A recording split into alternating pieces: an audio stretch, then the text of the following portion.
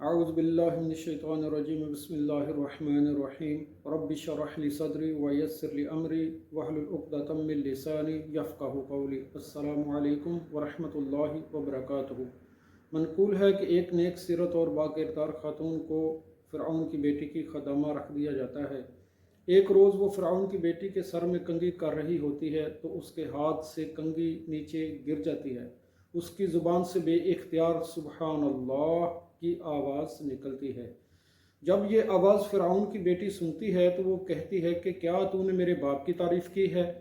تو وہ عورت کہتی ہے کہ نہیں، میں نے اپنے اس اللہ کی تعریف کی ہے، میں نے اپنے اس مالک کی حمد اور پاکی بیان کی ہے کہ جو میرا اور تیرے باپ فرعون کا اور ہم سب کا مالک و خالق ہے۔ فرعون کی بیٹی نے جب یہ بات سنی تو وہ اس خادمہ سے کہنے لگی کہ میں تمہاری شکایت اپنے باپ سے کروں گی۔ لہٰذا فرعون کی بیٹی اپنے باپ کے دربار میں حاضر ہوئی اور اپنے باپ سے کہنے لگی کہ اس عورت نے آپ کی نافرمانی کی ہے۔ اس فرعون نے جب یہ بات سنی تو وہ بہت آگ بگولا ہوا، وہ بہت غضبناک ہوا اور اس نے اپنے سپاہیوں کو حکم دیا کہ جاؤ اور اس عورت کو میرے دربار میں پیش کرو۔ گئے اور اس عورت کو لے کر فرعون کے دربار میں حاضر ہوئے۔ فرعون کے دربار میں حاضری کے بعد اس نے اس عورت سے پوچھا کہ کیا تو میرے علاوہ بھی کسی کو پوچھتی ہے؟ کیا تو میرے علاوہ کسی کی عبادت کرتی ہے؟ تو اس عورت نے کہا کہ ہاں، میں اس کی عبادت کرتی ہوں جو دو جہانوں کو پیدا کرنے والا ہے، جو ہم سب کا پیدا کرنے والا ہے۔ فرعون نے جب یہ بات سنی تو وہ بہت زیادہ غضبناک ہوا اور اپنے سپاہیوں کو حکم دیا کہ جاؤ اور تانبے کی دیگ لے کے آؤ، اس میں تیل ڈالو اور اس کو گرم کرنا شروع کر دو۔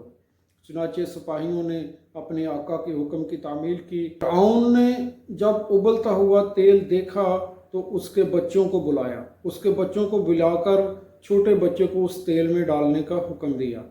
فرعون کی یہ بات سن کر سپاہیوں نے فوراً عمل کیا اور اس کے چھوٹے بچے کو اٹھا کر تیل میں پھینک دیا۔ جب تیل میں پھینکا تو چند لمحے گزرے تھے کہ اس کے بچے کی ہڈیاں گرم تیل کے اوپر تیرنا شروع ہو گئیں۔ تو فرعون نے اس عورت سے پوچھا کہ کیا تو اب بھی اس ایمان پہ قائم ہے؟ تو کیا اب بھی میرے علاوہ کسی اور کو پوچھتی ہے؟ تو اس عورت نے جواب دیا کہ تو جس طرح کر سکتا ہے کر لے، لیکن میں اپنے ایمان سے غافل نہیں ہوں گی۔ چنانچہ فرعون نے اپنے سپاہیوں کو حکم دیا کہ اس کے باقی بچوں کو بھی ایک ایک کر کے تیل میں ڈال دو۔ چند ہی لمحوں میں دیکھتے ہی دیکھتے اس کے بچوں کی ہڈیاں تیل کے اوپر تیرنا شروع ہو گئی۔ لیکن سبحان اللہ، کیا پکا اور سچا ایمان تھا اس اللہ کی بندی کا، اس نیک عورت کا، کہ اس کے ایمان میں رتی بھر بھی کمی نہیں آئی۔ فرعون نے اس سے پوچھا کہ کیا تو اب بھی اس خالق کو مانتی ہے؟ تو کیا اب بھی میرے علاوہ کسی اور کی عبادت کرتی ہے، کسی اور کو پوچھتی ہے؟ تو اس عورت نے کہا کہ ہاں، میں بالکل اپنے ایمان پہ قائم ہوں، اپنے اللہ پاک کی بارگاہ میں انشاءاللہ اپنے ایمان اللہ تعالیٰ پہ رکھتی ہوں اور اسی پہ رکھوں گی، تم سے جو ہو سکتا ہے تم وہ کر لو۔ ظالم نے حکم دیا کہ اس عورت کو بھی کھولتے ہوئے تیل میں ڈال دیا جائے۔ سپاہیوں نے اس عورت کو پکڑا۔ جب تیل میں ڈالنے لگے تو سپاہیوں کو فرعون نے روکا اور اس عورت سے پوچھا کہ کیا تمہاری کوئی آخری خواہش، کوئی آخری تمنا ہے؟ تو اس عورت نے کہا کہ ہاں، میری ایک آخری تمنا ہے کہ جب میری ہڈیاں بھی اس تیل کے اوپر تیرنا شروع کر دیں، تو جب میں اس دنیا سے ختم ہو جاؤں، جب میری ہڈیاں اس تیل کے اوپر تیر جائیں تو اس دیگ کو اٹھا کر میری جھونپڑی میں رکھ کے میری جھونپڑی کو گرا دینا، تاکہ ہمارا قبرستان ہمارا گھر ہی بنے۔ سبحان اللہ، ماشاء اللہ، کیسا پکا ایمان تھا اللہ تعالیٰ کی ذات پہ، کیسے وہ لوگ اپنی ایمان کی حفاظت کی خاطر اپنی جانیں قربان کر دیتے تھے، اپنے بچوں کو شہید کروا دیا، لیکن اس کے ایمان میں رتی بھر بھی برابر بھی جو ہے نا وہ کمی نہیں آئی۔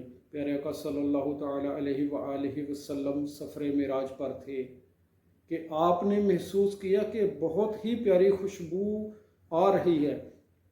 آپ صلی اللہ علیہ وآلہ وسلم نے حضرت جبریل امین علیہ السلام سے پوچھا کہ اے جبریل، یہ کیسی خوشبو ہے؟ تو حضرت جبریل علیہ السلام نے عرض کی، یا رسول اللہ صلی اللہ علیہ وآلہ وسلم، یہ فرعون کی بیٹی کی خدامہ اور اس کے بچوں کی خوشبو ہے۔